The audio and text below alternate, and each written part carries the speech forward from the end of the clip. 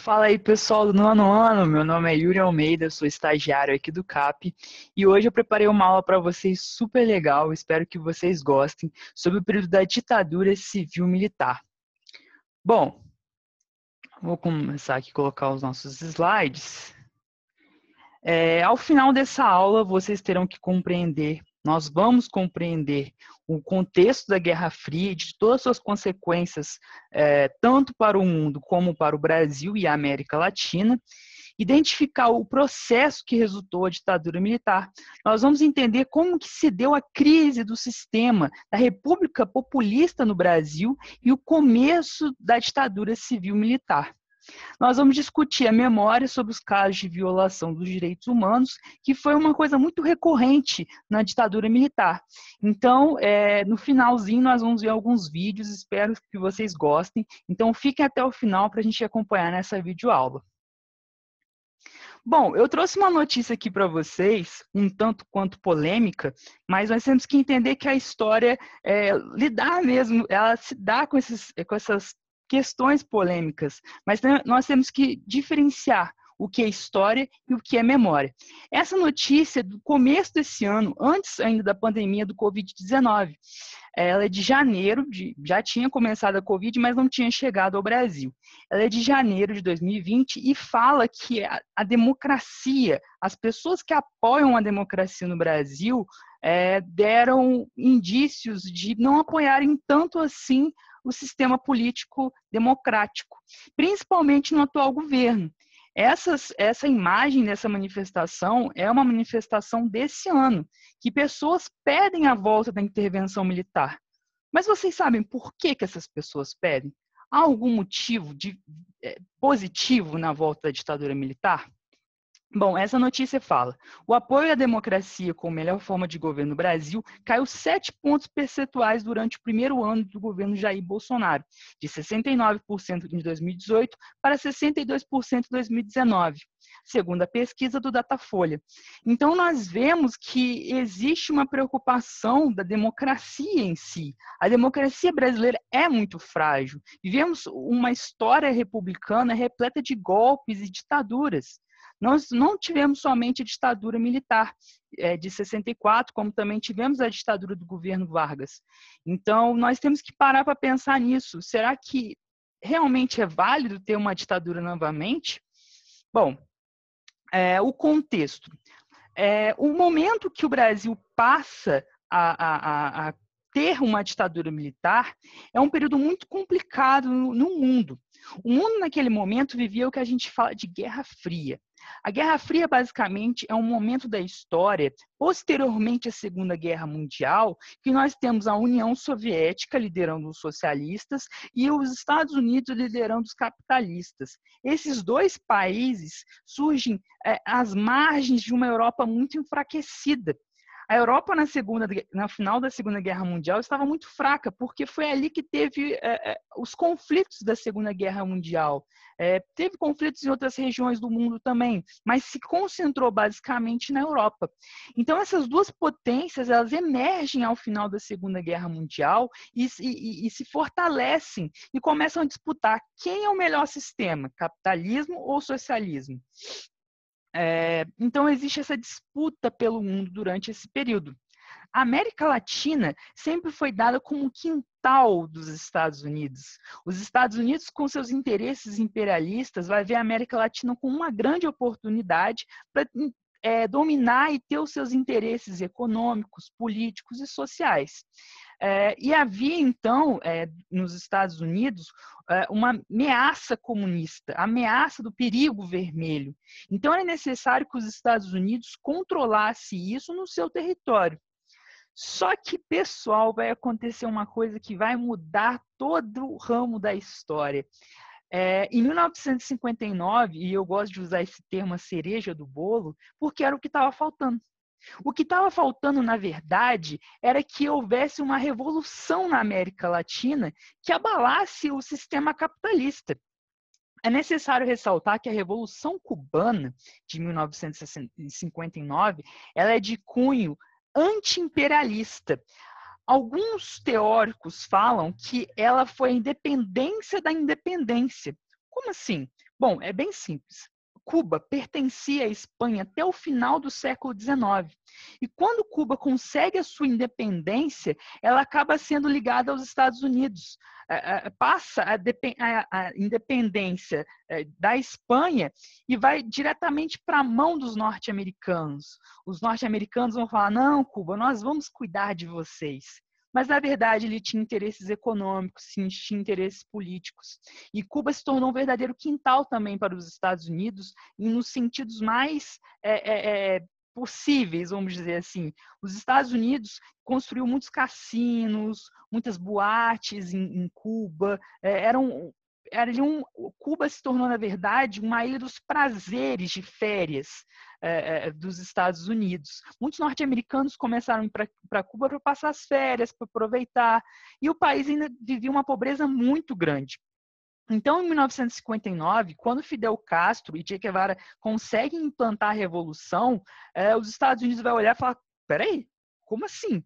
Como essa ilha pequenininha aqui do meu lado, mas basicamente ali 100 quilômetros, entre 100 e 300 quilômetros da Flórida, que é um território muito próximo da costa norte-americana, conseguiu fazer uma revolução. Então o mundo vai ficar assim, não é possível. E por que Cuba se tornou socialista? Por que Cuba acabou passando por essa mudança de uma revolução anti-imperialista para uma revolução socialista? Bom, é bem simples. Naquele momento, nós não estávamos vivendo o período da Guerra Fria. Como Cuba rompeu com o pensamento, rompeu com as práticas capitalistas dentro do seu território, o único país que poderia ajudá-la naquele momento era a União Soviética. Então, Fidel Castro acaba aliando a política cubana, acaba se aliando ao socialismo soviético. E o Brasil? Em 1960, ocorrem as eleições presidenciais. E quem foi o eleito foi Jânio Quadros. Essa figurinha aqui, ó. O Varre, Varre, Vassourinha. O Jânio Quadros era um personagem muito engraçado da política brasileira. O Jânio Quadros colocava caspa em cima da sua camisa, comia pão com mortandela e deixava dentro do bolso. Então era um personagem muito icônico, era um personagem muito engraçado. E acabou que ele conseguiu ganhar as eleições presidenciais. É importante ressaltar que, naquela época, as eleições para presidente e vice-presidente eram diferentes. Então, o vice-presidente que foi eleito nessas eleições era o João Goulart, que já foi ministro do Trabalho no governo varguista, já foi vice-presidente no governo do Juscelino Kubitschek, e ele acabou se elegendo novamente para a vice-presidência, e o Jânio Quadros ganhou com 48% dos votos para a presidência do Brasil. Essa charge do vem aí, ou varre, varre, vassourinha, que era o slogan do Jânio Quadros, era porque ele falava que ia varrer a corrupção do Brasil. Naquele momento, o Brasil já falava de corrupção, né? Há muito tempo, na verdade, mas parece que é uma coisa muito atual falar de corrupção. Mas o Brasil sempre viveu com essa ameaça de corrupção, sempre viveu com esse tipo de fala dos políticos de acabar com a corrupção do Brasil, acabar com os ladrões políticos no Brasil, é um discurso que acaba sendo muito forte, que acaba sendo muito persuasivo, que as pessoas acabam aceitando. Bom, e a política de Jânio? O Jânio Quadros, quando chega no poder, ele vai proibir brigas de galo, vai proibir o uso de biquíni nas praias. Ele pregava muito moralismo. Ele falava que ia varrer com a corrupção no Brasil e ia implementar uma política moralista. Por isso que ele vai fazer essas políticas pequenas ou políticas inexpressivas. E ele vai se isolar do Congresso, e principalmente porque ele achava que o Brasil, naquela época, poderia fazer uma política de não alinhamento, nem para os Estados Unidos, nem para o socialismo. Essa charge é muito engraçada de um jornalista da época, o Antônio Maria. Na verdade, ele é um radialista, e ele ele perguntou assim se o Jânio Quadros tinha ficado estrábico, né, porque ele tinha um problema de ser vesgo, vamos dizer assim, e ser estrábico, de olhar para os dois lados, né, porque o jornalista pergunta se ele ficou estrábico porque ele não sabia para onde olhar, porque ele tentou se aliar aos Estados Unidos e aliar a política, às ideias socialistas. Essa imagem, com certeza, tem no livro de história de vocês. No momento mais tenso da Guerra Fria, o Jânio Quadros vai condecorar o Che Guevara, que era um dos líderes da Revolução Cubana, que se tornou um símbolo do socialismo. Pessoal, percebe um problema que estava ali? O Jânio Quadros estava tentando implementar uma política moralista, uma política conservadora, mas ao mesmo tempo se aliava com um líder socialista. Então havia um problema muito grande naquele momento. O Jânio Quadros, ele vai tentar fazer uma coisa assim inovadora, né? Ele vai falar assim, não, vou fazer uma coisa diferente. Como ele se isolou do Congresso, ele vai tentar, na verdade, renunciar, achando que as pessoas, a população vai nas ruas, iria nas ruas pedir a volta dele. E com essa volta, ele pegaria mais poderes para ele. Ele falou assim, tá vendo? Ó, as pessoas gostam de mim. Então eu vou permanecer no poder, mas eu vou permanecer no poder com mais força, com mais autoridade. Vocês acham que isso deu certo? Não deu certo, né? Essa tentativa de golpe político foi frustrada. Então, ele renunciou e acabou que ninguém pediu a volta dele. Então, o Jânio Quadros acabou se dando mal nesse momento. Aí é que está o problema. A Constituição naquela época falava que se o presidente saiu, quem tinha que assumir é o vice-presidente. E quem era o vice-presidente no Brasil? Ele mesmo, João Goulart. O João Goulart, onde que o João Goulart estava naquele momento? Ele estava na China, sendo que a China já era socialista naquele momento. E aí o pessoal ficou titica da vida, né? Falou, peraí, cadê o vice-presidente do Brasil? O vice-presidente do Brasil na China. Então, os setores conservadores começaram a olhar aquilo como uma ameaça, como um problema para o Brasil. Como que uma pessoa, um presidente, na verdade, com essa aliança, com essas ideias socialistas, poderia assumir o Brasil? Então, naquele momento, vai acontecer uma divisão na sociedade, dos contrários à posse do vice-presidente à presidência da República, que eram os próprios Estados Unidos, setores conservadores da sociedade, a União, o DN, que era a União Democrática Nacional, e várias pessoas mesmo da sociedade eram contrárias ao governo, que João Goulart assuma o poder, e a população e pessoas também que eram favoráveis à posse. Esses favoráveis à posse, de certa forma, eram mais ligados à política de esquerda ou tinham pautas de esquerda. Por exemplo, as ligas camponesas, os sindicatos, parte da Juventude Operária Católica, a UNE, que é a União Nacional dos Estudantes, enfim, vários grupos estavam ali prestando essa solidariedade, prestando essa vontade de ter e ser legal, né, na legalidade, porque o João Goulart tinha que assumir o poder porque ele era o vice-presidente do Brasil.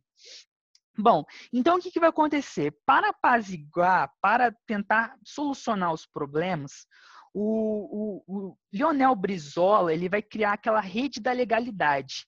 Ele vai fazer com que o Jango assuma, só que com poderes reduzidos. Esses poderes reduzidos seriam como? O Jango, na verdade, vai se tornar... o Brasil, na verdade, naquele momento, iria se tornar parlamentarista. O que seria esse parlamentarismo? O primeiro-ministro seria o chefe de governo. Ele teria, no caso, mais poderes do que o presidente da República. E quem seria o primeiro-ministro? Seria Tancredo Neves. Então, com essa rede da legalidade, acaba que os setores conservadores da sociedade apoiam ao que Jango assumisse o poder. Só que em 1963, com o Brasil parlamentarista, ficou decidido que haveria em 1963 um plebiscito.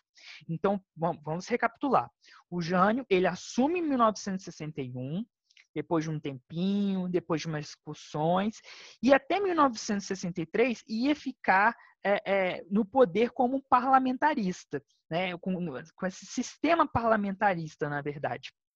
Em 1963 acontece um plebiscito, e esse aqui é até um cartaz que havia na época, então, assim, chegou a hora de dizer não ao parlamentarismo, vamos voltar ao presidencialismo.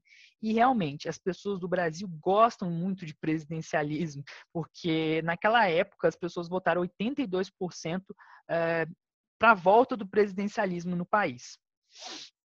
Bom, o que acontece? Em 1963, quando o Jango consegue agora sim se efetivar como presidente no Brasil, ele vai planejar, ele vai tentar colocar em prática as reformas de base. O que seria isso? Ele vai tentar mudar a sociedade de baixo para cima. O que é isso? As reformas, elas vão atender a muitas pessoas que são mais desfavorecidas. A reforma agrária, por exemplo, uma reforma de distribuição de terras mais equivalentes, mais iguais, fazer com que pessoas que trabalham no campo tenham uma terra para conseguir cultivar, tenham uma terra para conseguir viver daquilo de uma forma melhor. Ele vai implementar reforma política, seria mudanças no sistema político do Brasil, a reforma educacional, bancária, administrativa, enfim, são várias reformas que o João Goulart vai tentar colocar em prática para melhorar o nível da sociedade brasileira, para melhorar a qualidade de vida dessas pessoas.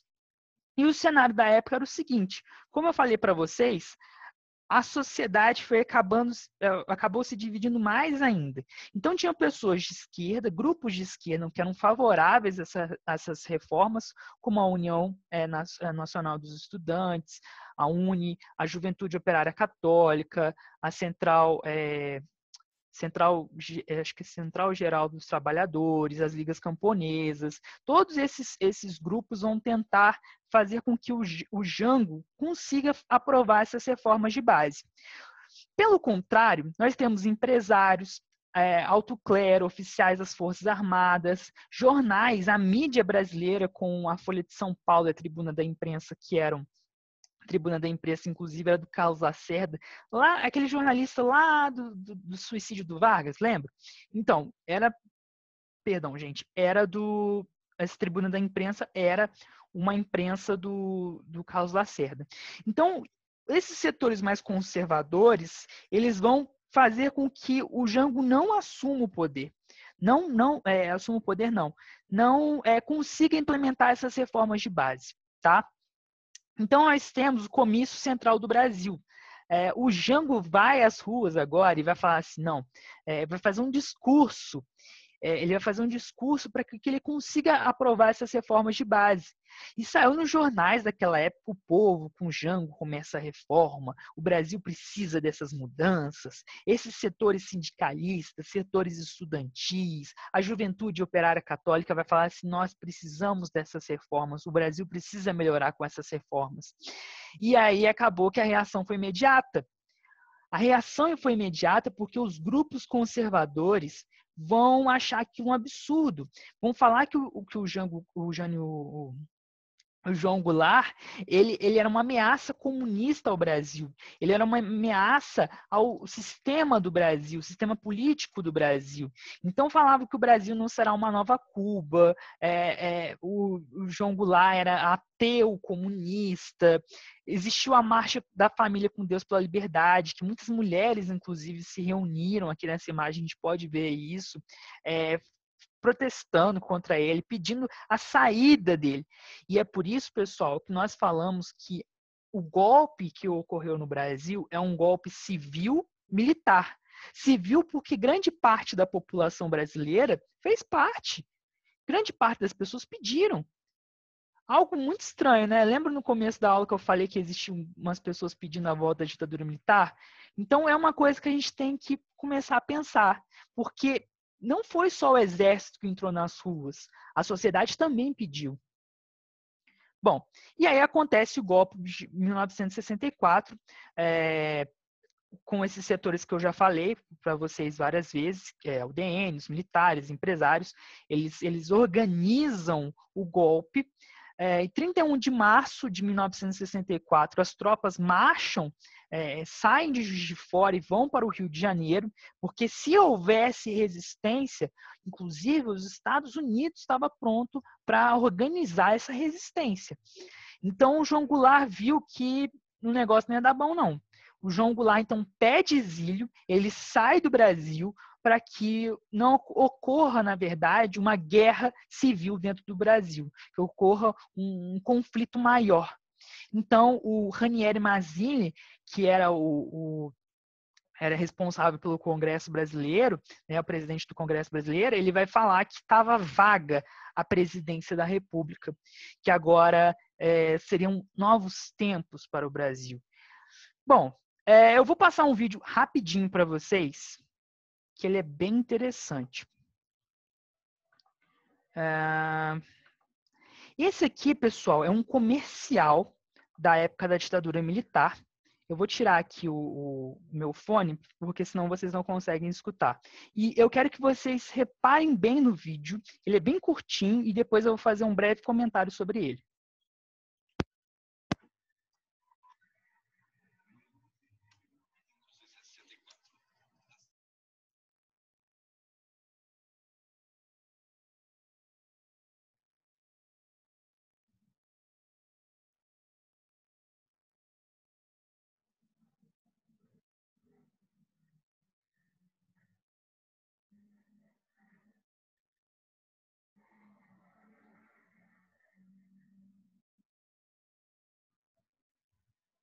Bom, o que vocês perceberam, então, desse vídeo?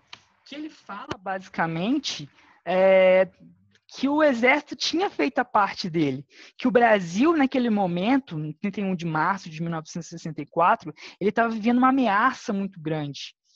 Uma ameaça dos sindicalistas, dos socialistas, anarquistas que iam dominar o Brasil, e o exército fez a parte dele. Então, reparem que a ditadura militar, a partir do golpe, vai criar muitos mecanismos para defender, para dar um corpo para essa ditadura militar no Brasil. Eu vou mostrar outro vídeo bem rapidinho para vocês verem que eram feitas naquele período.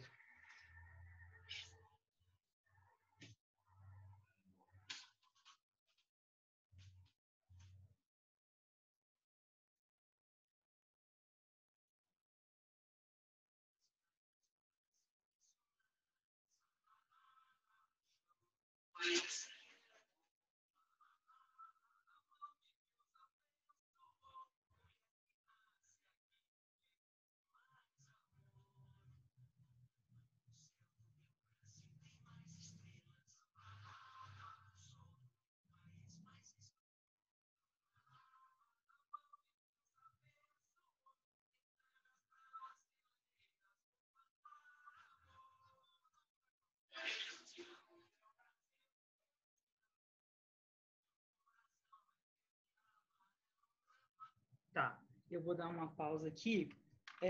Então, pessoal, vocês repararam como que a ditadura militar no Brasil, ela usou, na verdade, esses mecanismos de dizer: eu te amo, meu Brasil, a terra do Brasil é ensolarada, é mais bonita, as mulheres que nascem no Brasil são mais bonitas. A ditadura militar vai construir isso ao longo do tempo. Vai falar que a terra brasileira é melhor, que aqui as pessoas são felizes. Mas o que aconteceu, na verdade, por fora, foi a morte, perseguição, tortura de muitas pessoas que queriam a volta da democracia. A ditadura militar, na verdade, ela deixou marcas na nossa sociedade até hoje. Então, antes da gente falar alguma coisa, é importante a gente estudar muito bem, entender como foi esse período. Mas isso é assunto para uma próxima aula. Espero que vocês tenham gostado e até mais. Valeu!